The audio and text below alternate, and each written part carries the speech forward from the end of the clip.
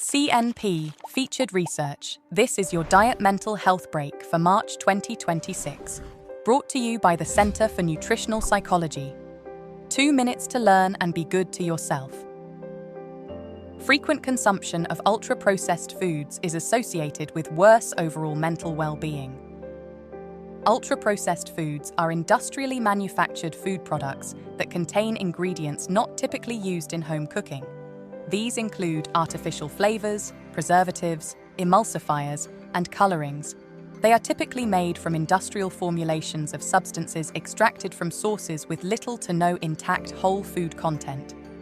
Many studies conducted in recent decades link frequent consumption of ultra-processed foods with adverse health outcomes such as obesity, food addiction, type 2 diabetes, various mental health issues, and even increased risk of death from cardiovascular diseases. Study author Jerzy Bala and his colleagues sought to examine the association between the frequency of ultra-processed food consumption and overall mental well-being, while controlling for various life context factors. They analyzed data from 400,787 participants across 60 countries in the Global Mind Project.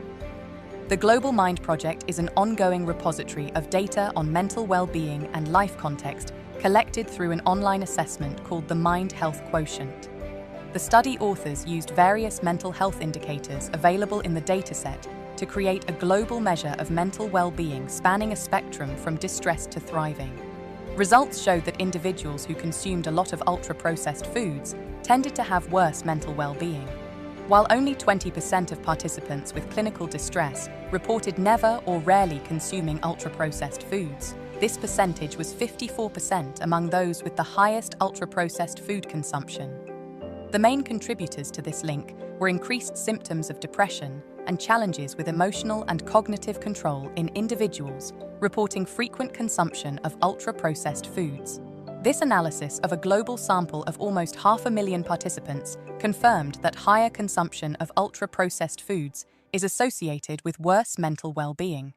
However, we should bear in mind that this is a cross-sectional study, which does not allow causal inferences from the results.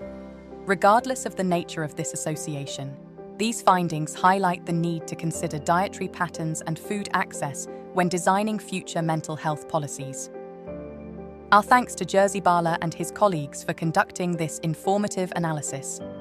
This Nutrition Mental Health Break is brought to you by the Center for Nutritional Psychology, CNP. Visit us to find out more about the Nutrition Mental Health Connection.